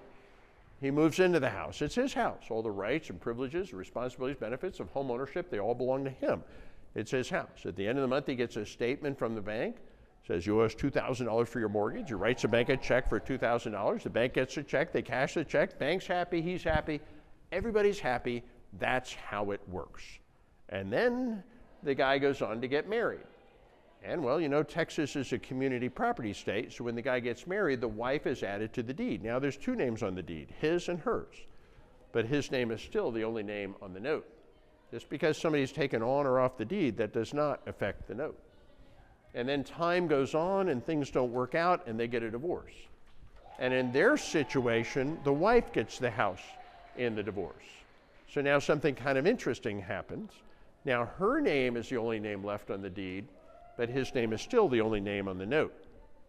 So the question is, as long as he keeps sending a check every month to the bank, or she starts sending the bank a check every month, or a tenant or a property manager, a neighbor, investor, friend, or family member, or somebody sends the bank a check every month, the question is, does the bank actually care who wrote the check? What do you think? No. There's some dude sitting at the bank getting paid $9.82 an hour to open envelope. He says, oh, we got a check. It came on time for the right amount and cleared. We're good. So if you're all listening to my story so far, I just told you all a story about a woman, about a spouse, about a person that was able to acquire and own real estate even with no money and with no credit. So there's an example of somebody that acquired real estate with no money and no credit. See, I told you it was possible. All right, so here's the really, really good part. You can all do exactly the same thing, and you don't have to get married to do it. Because here's the deal, and this is the big one. Anybody, any of you, can go up to any homeowner that has any loan, any mortgage from any lender in any house at any time, and you can make them an offer. And the offer any of you can make with any homeowner that has any loan from any lender on any house at any time is this. Here's the offer. I will make the payment on your mortgage for you going forward. Or I will find somebody to make the payment on your mortgage for you going forward. What's the catch? The catch is you simply have to hand the deed, which is ownership of the property, to me. It's called buying a property subject to the existing mortgage. And you do this with any homeowner that has any loan from any lender at any house at any time. And the only person on the planet that has to agree to this is the person whose name is on the deed, not the bank. The bank has no say in this transaction. There are federal laws that regulate these transactions. Anybody can transfer their deed to anybody. Anybody can be somebody else's mortgage if they want to. So if you're listening to me closely, here's what you just heard me say. You can buy any house in Texas from any homeowner in Texas that has any loan from any lender, and you can buy that person's house at any time, and you can even buy that person's house even with no money and even with no credit by simply offering to take over the payment on their mortgage, or even offering to find somebody to take over the payment on their mortgage in exchange for them simply transferring the deed, which is ownership of the property, to you. And once you learn how to buy real estate with no money and with no credit, then how many houses can you buy? All of them. So this is simply agreeing to pay a seller's mortgage in exchange for their deed. Now, when somebody transfers their deed to you, you own it. You can do whatever you want with it. Hold your questions for a minute. We'll come back to them. You can do whatever you want with it. You can renovate it, you can wrap it, you can assign it, and keep it as rental property, and keep it as your own homestead if you want. I've helped many of my friends here in Texas buy their very own homestead with this little or no money, no credit needed strategy. How much money can you make? Well, there's a lot of ways to make a lot of money when you're buying houses with no money and no credit. Small flip, at least 10 or 15,000, typically a lot more, and this is another little or no money, little or no risk strategy. Let me show you an example of a deal. This is one of the $30 million worth of houses that I own, mostly in Austin, Texas. Now, if I wanted to buy $30 million worth of houses traditionally, I mean, think about it. I'd have to put around 20% every time I bought a house. I'd have to be a multi-millionaire just to become a millionaire. Well, I wasn't a millionaire when I started buying houses in Austin, Texas. So how was I able to end up with $30 million worth of houses? Well, most of them were bought using exactly this strategy, including this one. So let me tell you about this one. A woman owned this house worth $150,000. She owed $110,000 on the mortgage. So this house has $40,000 in equity. She had the house rented out for $1,600 a month rent. The mortgage payment, including tax and insurance, is $1,100 a month. So this house is generating $500 a month of gross cash flow. It should have, and it could have, and it would have been a perfect rental property except for one major problem. This woman had lost her job. She was continuing to collect the rent, right, because she was living off of the rent, but she stopped paying the mortgage. 4 days before the first Tuesday of the month, when the bank was going to foreclose on her, okay, I knocked on her door. Hello, can I help you? I am here to help you. But what can you do? It's too late. They're going to foreclose on me. How can you help? They're going to foreclose on me. It's too late. What can you do? How can you help? Here's what I can do. I can stop the foreclosure. I can reinstate your loan. I can catch up your mortgage payments. I can make your mortgage payments for you going forward. I can even repair all your credit. Well, that's amazing. What's the catch? You simply have to hand the deed, which is ownership of the property, to me. And she said, deal. Why in the world did she say deal? Because in 4 days, she's losing the house. That was a done deal. But she wasn't just going to lose the house. In addition to losing the house, she was going to get a little bonus to go along with it.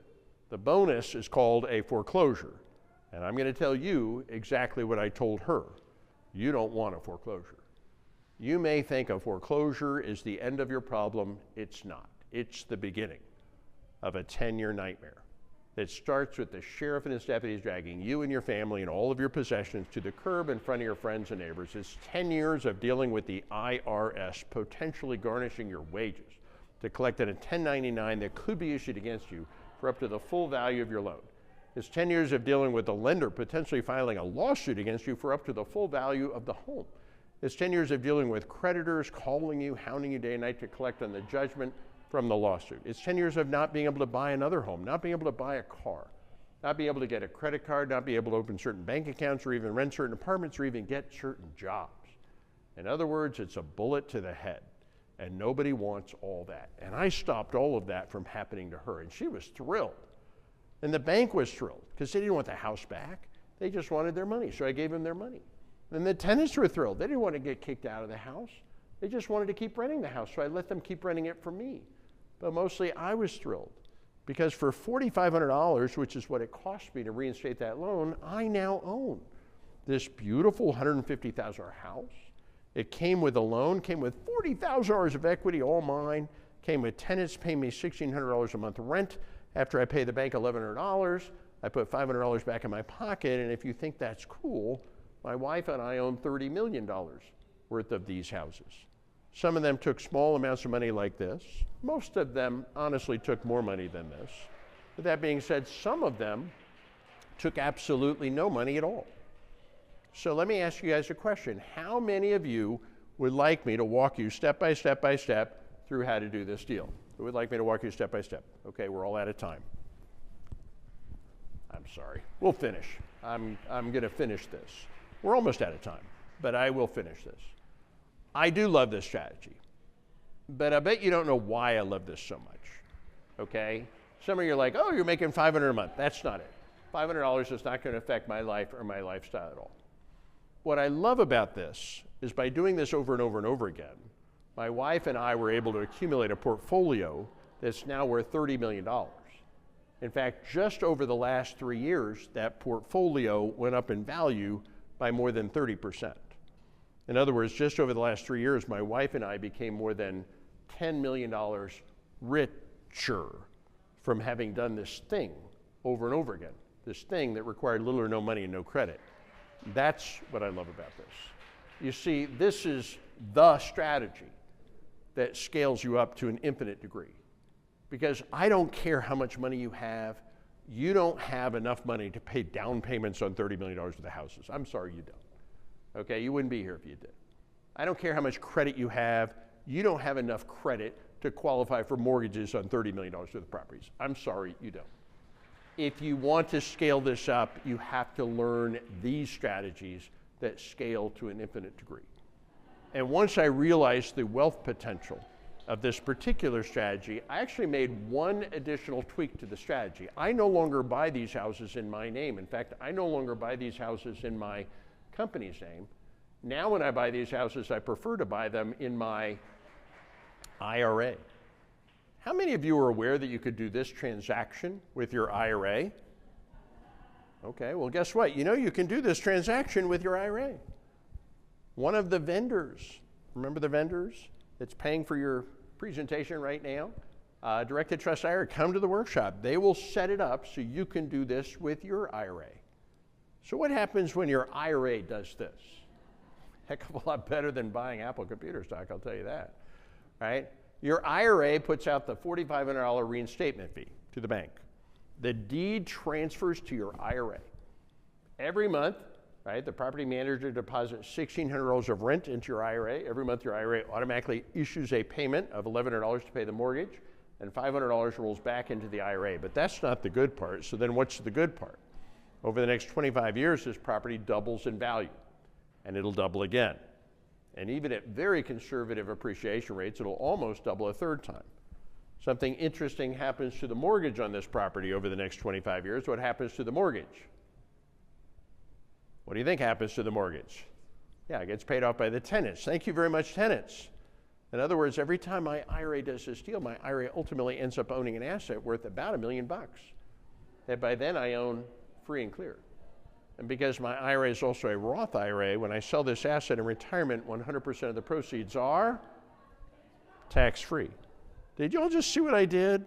I just showed you how to turn a $4,500 IRA into $1 million tax-free doing one deal one time, helping a woman out of a horrible situation, helping a bank not take a property back they didn't want back, helping tenants stay in a property they wanted to stay in, all that just doing this once.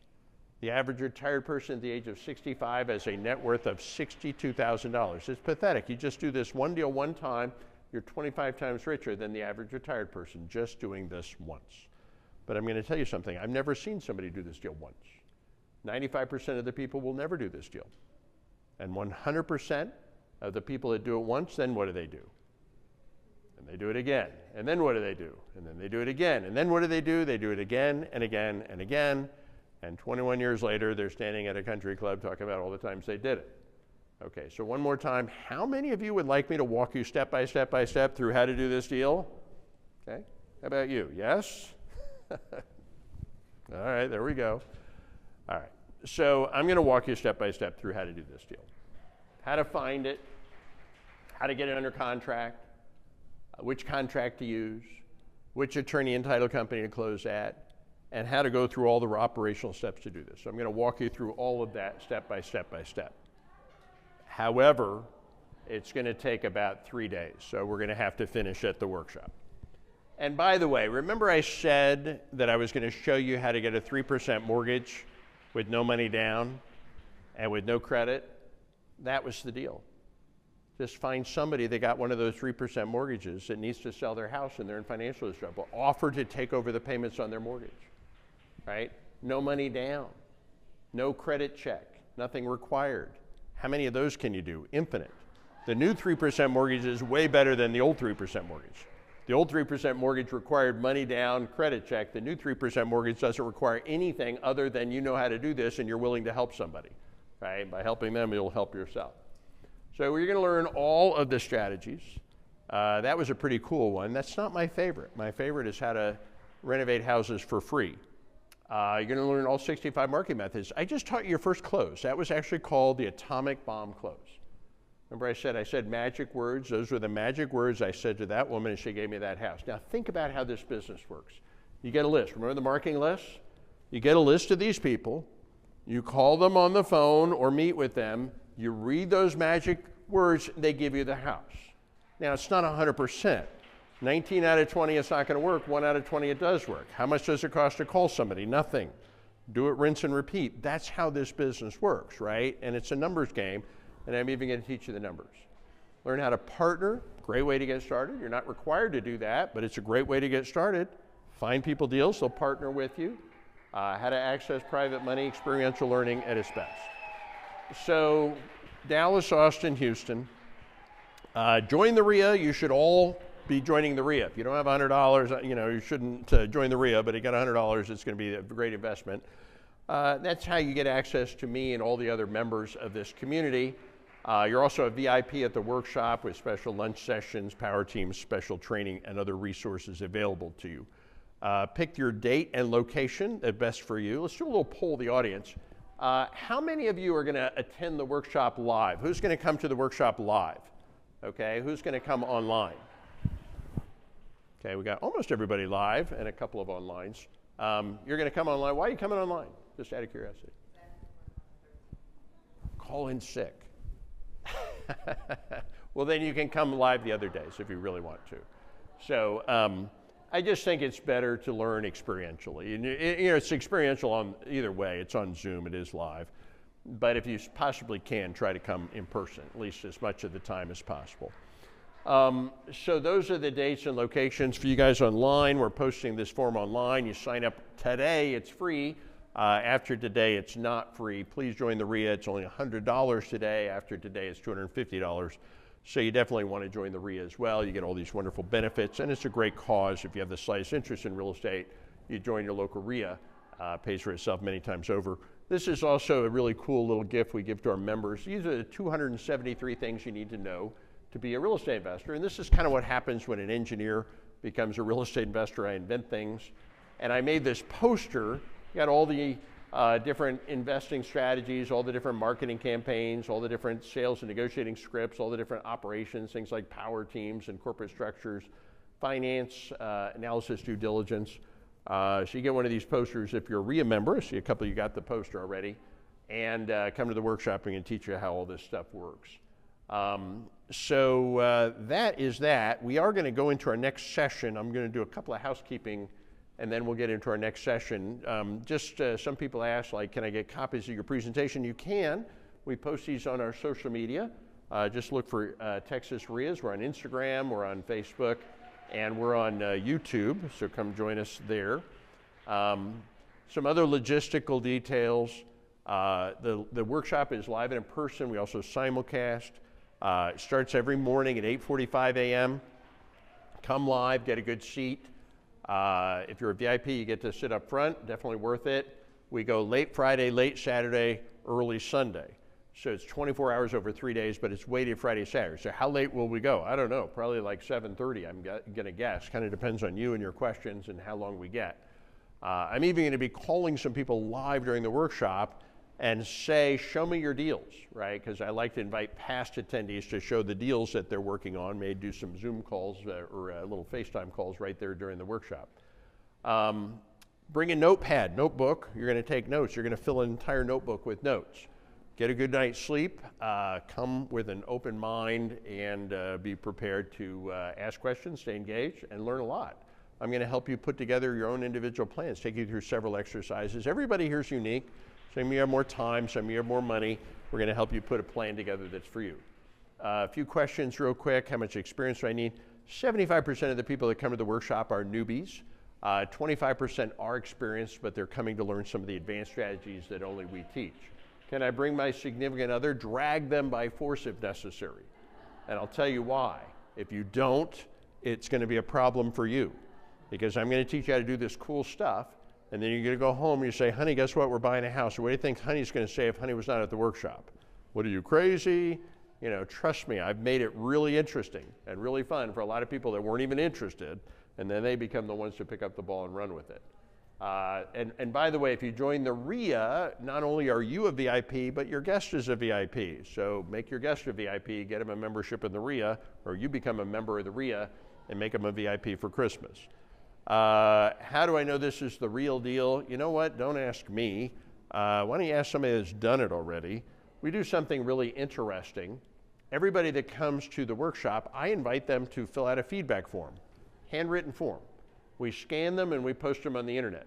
Don't believe stuff you see on the internet, but you can't fake a hand-signed, hand-filled out form with somebody's handwriting, scan and post it to the internet.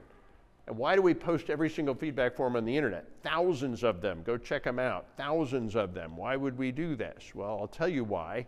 Because go look for yourself. 99 out of 100 all say the same thing. Oh my God, this was literally a life-changing experience. Not like sort of, kind of, but a life-changing experience. And the best feedback we get of all is people that go to these stupid out-of-state traveling circus road shows where these yahoos comes out from out of state and they try to teach people how to invest in Texas. These are Texans teaching Texans how to invest in Texas.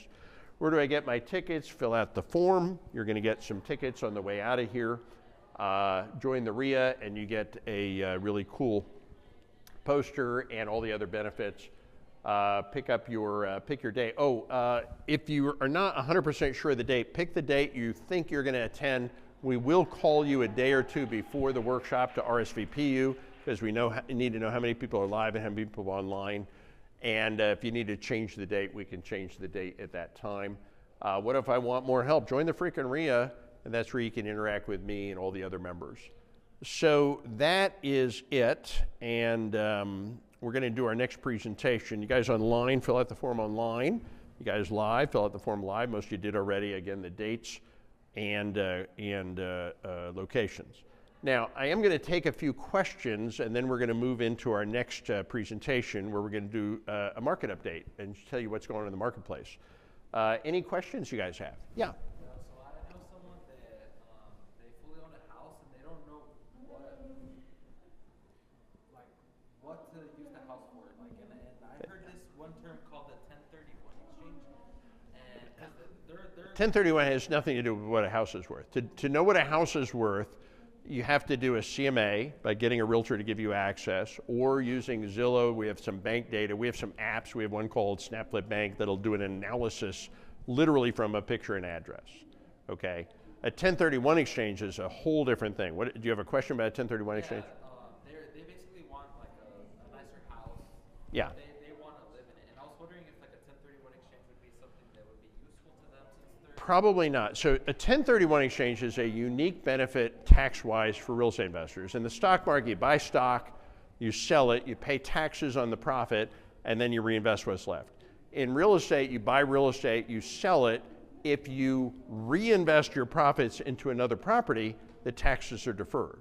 So you can keep reinvesting, and just double your money without paying any taxes until you finally take it all at the end. Okay, so it's a huge tax benefit.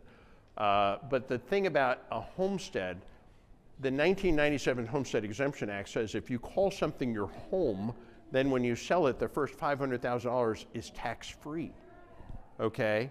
Not tax deductible, tax-free, not tax deferred, tax-free forever. So if you have a home and you're about to make a bunch of money, don't defer the taxes, just sell it and you don't have to pay the taxes. So there's no need to ever do a 1031 exchange on a homestead, okay? Yeah, you would do that on a rental property, other types of property, okay? Other questions? Any other questions? You had a question earlier. You have a question? Go ahead. For finding those types of deals where, for example, this lady was about to get the foreclosure, Yeah. how do you find those? So I showed you a whole bunch of marketing lists. We get marketing lists from list providers. One of the premier list providers, for example, is Flipping Pro. They provide lists to Texas real estate investors. At the workshop, I'm going to teach you 65 different methods to find these people. There's not a silver bullet. Everybody's like, well, just tell me the best one. If there was a best one, then everybody would do that and it wouldn't work anymore. So they ebb and they flow, but you need to know all the different methods. And then I'm going to take you through some exercises to figure out which ones are right for you. Okay?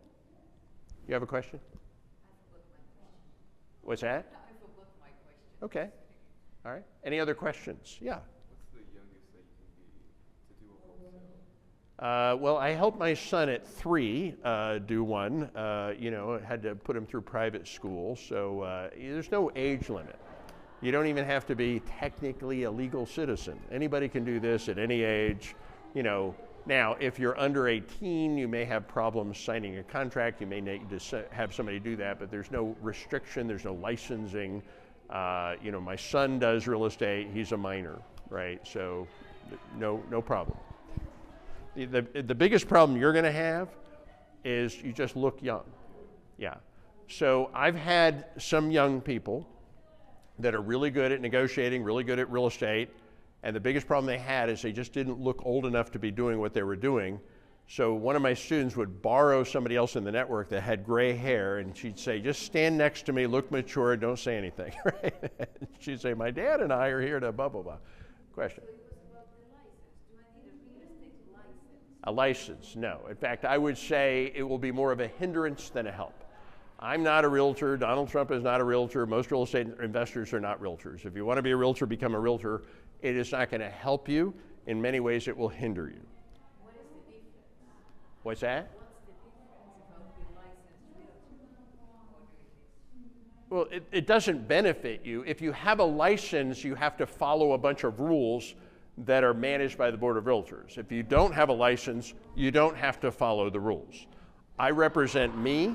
I don't have to sign representation agreement.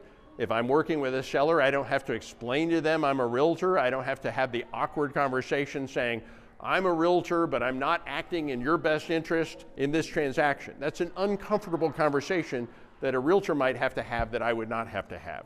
A realtor is not permitted to talk to another realtor's client. You could lose your license. But very often people are unhappy with the realtor and they want to talk to somebody else. They can't talk to another realtor, but they can talk to me. So there's all kinds of things that I can do that a realtor cannot do. So there's no benefit to being a realtor, but there are a bunch of disadvantages. And there's nothing wrong with being a realtor. It's an honorable profession, and you can do both if you want to.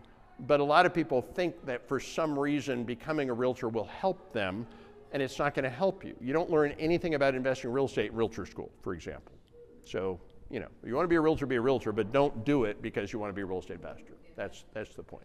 What's that? Just a question. Yeah, I hear that a lot. And we get a lot of people that actually go to realtor school because they want to be an investor, and they say, I didn't learn anything about investing in realtor school, and they're telling me all these things I can't do now that I'm a realtor. It's like, why did I do that? So if you want to be a realtor, but don't be a realtor if you want to be a real estate investor. Okay. Yeah. More questions? Yeah. For the realtor side of it, I've kind of looked at that and doing flipping houses, just buy, flip, sell. Yeah. As far as basing my ARV Yeah. and finding out my comps, Yeah. how am I doing that? Because Zillow, I was expecting like, how does you go in, you see what they sell for, but it's actually So I think you're asking, how do you get access to the MLS without being a realtor? By getting a realtor to make you their assistant. All realtors are allowed to have assistants, okay? You pay a modest little fee of a couple $100 and you get the license, you don't get the license, you get the access. Get a realtor to make you their assistant, right? You may have to ask 10 realtors to find one that'll do it, but you get that realtor to do it. A realtor will always say, oh, you don't need that, I'll do a CMA for you. No, when you need a CMA, you need it now, right? But you can have your cake and eat it too by getting access, be able to do CMAs, but not have to be restricted by the licensing of being a realtor. That's how you do it. That's what I do, that's what everybody does, okay? what's kind of like a good amount to give them to be able to get access to that, like what's fair? So it's a quid pro quo relationship. You're going to give them listings, you're going to give them buyers, you're going to make them money. You're going to give them all the business that doesn't fit your box, right? So you're going to buy wholesale, but you're going to sell retail, right? We don't buy on market, but we certainly sell on market. So you're going to use them to sell your houses. They're going to make all kinds of money, right? Because of this relationship with you. Okay, but you have to understand the relationship. A realtor will say, oh, I can help you buy houses. Realtors can't help you buy houses because realtors sell houses from the MLS, which is the retail marketplace. We don't buy on market, we buy off market. So they don't understand off market, we don't understand on market. We're in two different worlds. Wholesale, retail, it's all real estate, but it's totally different worlds, totally different sets of rules. Okay, yeah, question? What's that about the off-market and on-market? Like, is the on-market the houses that are listed on? MLS is on market. What does that stand for? Multiple listing service. It's where realtors put houses for sale. It's called the retail marketplace, the on market, the MLS. It's where you go if a realtor shows you a house, it's one of the retail houses, right?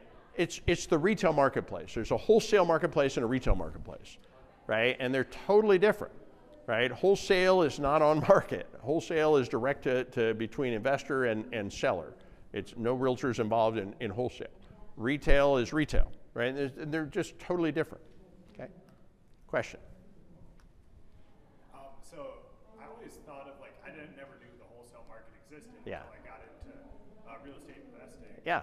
And so I'm just wondering like how big of a percentage of like all the houses being bought and sold is off market compared to like the percentage that's on. It flows. How big is the off-market market versus? I've heard as much as 30%, but it ebbs and flows. There's a whole parallel universe that the on-market people don't even know about, and it's a big world. But that's where the big money is. Question. What if there's a deal that's on market, but the numbers make sense for like investment? Would investors consider that? Absolutely, but by definition, that doesn't make sense, because like I will buy a house at 70 cents on the dollar, okay? In the MLS, if you find something that's a 10% discount, it's a deal. 20% discount is a huge deal. You're never going to find 30% discount because it'll sell by the time they mark it down 10 or 20. It's not going to get down to 30. And if it gets down to 30% discount, it wasn't really a 30% discount, right? Because it wasn't really worth whatever, right? When the whole world is competing, it's just like I don't buy properties at auction. Do you know why I don't buy properties at auction? Because 250 guys show up at the auction. Some of them are stupid. And when you're competing against 250 guys, some of which are stupid, and they're just bidding based on emotion and ego and whatever, you're not going to get a deal. The deals are one-on-one between a homeowner and a seller, a unique situation, right? And we offer things that realtors can't offer. I can buy a house by Friday. A lot of people want to buy a house by Friday. Selling your house is kind of like winning the lottery. When you win the lottery, they give you options. You get the lump sum today, or you get the whole amount, but it's paid out over time. When you sell a house, you can get a lump sum today, okay? Or you can get the whole amount, but it's working with a realtor and it takes months. A lot of people want the lump sum. We offer the lump sum, right? But that's only 70 cents on the dollar, right? So we offer the market, we fill a void that is needed in the market that a lot of people want. So. Sorry. If I were under 18, I would learn as much as I can. Yeah, learn all the strategies. The mistake is saying I'm going to start with one strategy. Like I'll tell you what not to do, because this is what a bunch of dumb education tells you to do. Oh, just start by wholesaling. A lot of people say that. Oh, let's just start by wholesaling. Wholesaling is the simplest strategy to learn, okay? And I just taught you how to do wholesaling. There's nothing wrong with that. It's one of the 12 strategies that I use, right? But I would also argue it's the hardest one to do that on average makes the least amount of money. So when somebody says, I want to get started by wholesaling, the way my brain translates that plan, I'm going to do the hardest thing there is to do that makes the least amount of money, which I know from my experience, 99 out of 100 people give up before they ever get going. Because if you're working really hard and not making a lot of money, you're going to give up before you ever get going. For example, how many of you have read the book, The Millionaire Wholesaler? That's because it's never been written, okay? Nor will it ever be written. Because it's the hardest thing to do that makes the least amount of money. So learn all of the strategies. Don't say I'm going to do one strategy. Learn them all. Your job is to go find somebody who wants to sell a house and then just use whatever tool, whatever strategy solves their problem, right? So the more tools you have, the more problems you can solve, the more money you can make from the marketing you do.